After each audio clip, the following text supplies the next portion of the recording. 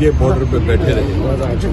तीन जो कानून लाए थे शुरू से इन्होंने कहा था ये किसानों के हित में नहीं है, और मैंने भी कहा था जब वो 3 ऑर्डिनेंस ही आए थे उस समय भी मैंने कहा था अगर 3 ही ऑर्डिनेंस लाते हैं जो आज बात हुई है तो चौथा ऑर्डिनेंस और ले आए कि कोई भी एमएसपी से कम खरीदता है तो उसके लिए सजा का प्रावधान होना चाहिए। तो यही मतलब है जैसे एमएसपी की गारंटी, और एमएसपी चाहे मंडी में खरीदे सरकारी खरीद हो या कोई प्राइवेट खरीद हो उससे कोई कम ना खरीद सके, ये इनकी और बहुत सारी बातें हैं जो विचार हुआ है जैसे इंपोर्ट एक्सपोर्ट पे किसान के जो इंपोर्ट एक्सपोर्ट की पॉलिसी हो वो किसान का अहित ना करे।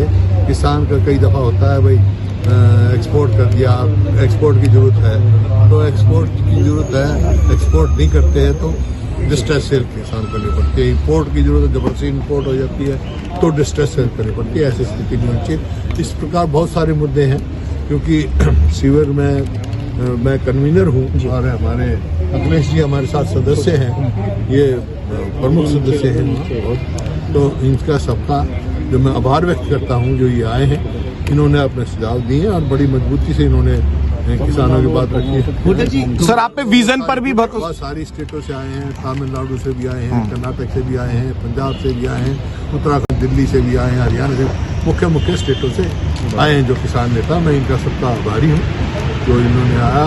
और कोई देखे ना कोई तमिलनाडु से आए चल के सिर्फ इतना उनको किसानों की बात से वो है, तो मैं इन सबका आभारी हूँ। और ये बात हम जो आपने जो कंसेप्ट पेपर करेंगे डिस्कशन के लिए जाएगा शिविर में, उसमें हम ये बातें आपके विजन की बात भी आई। आपके विजन की प्रधानमंत्री थे, एक कमेटी बनाई गई थी मुख्यमंत्री वर्किंग ग्रुप बनाई गई थी, आप उसको लीड कर रहे थे। अब चिंतन शिविर होना है, बहुत सारे मुद्दे ऐड भी हो गए, चाहे वो एमएसपी का या बाकी चीजों में। शिविर में क्या वो जो ड्राफ्ट आपका था उसको लेकर आगे बढ़ेगी? उसमें भी जो बहुत सारी मुद्दे यही थे, जैसे युद्धवीर जी ने कहा C2 की बात, फार्मूला जो है एमएसपी का क्या हो C2 का मतलब ये है investment plus rental value plus 50% profit, वो तो अब है। तो हमारा तो ये है भाई पहले C2 लागू करवाएं, C3 की बाद में बात करें। तो C2 फार्मूला ही एक ऐसा है जो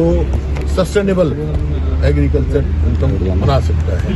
तो ये है। और जैसे पानी की बात कही, ये आपकी इंपोर्ट ड्यूटी की बात कही, अलग अलग स्टेटों ने अपनी अपनी, इन्होंने कर्नाटक से जैसे इन्हें रखी जो ट्रांसमिशन लाइंस जो ये हाई टेंशन वायर लगाते हैं, खंभे लगाते हैं, उसमें कंपनसेशन भी देते हैं। बहुत सारी मुद्दे यही थे, जैसे युद्धवीर जी ने कहा C2 की बात, फार्मूला जो है एमएसपी का क्या हो C2 का मतलब ये है investment plus rental value plus 50% profit, वो तो अब है। तो हमारा तो ये है भाई पहले C2 लागू करवाएं, C3 की बाद में बात करें। तो C2 फार्मूला ही एक ऐसा है जो सस्टेनेबल एग्रीकल्चर इनकम बना सकता है।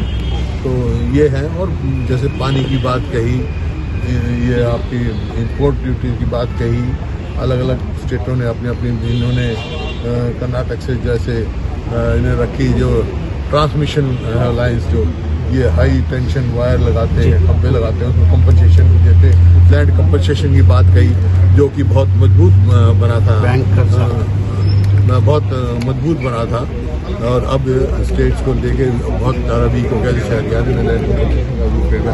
इसी प्रकार जो है इंडेप्टनेस की बात बताई बैंकिंग क्या होना चाहिए। कर्जा कई जगह ऐसा करते हैं, एक बार कर्जा ले लिया, वापस कर दिया, डिफ़ॉल्ट हो गया तो दोबारा कर्जा नहीं मिलेगा। ये बहुत सारी त्रुटियाँ हैं, सारी बात काफ़ी देर में डिस्कशन हुई है, और ये सारी बात जो हम कॉन्सेप्ट पेपर में रखेंगे, डिस्कशन के बाद एक अपना पार्टी की तरफ से पेपर हम जारी करेंगे।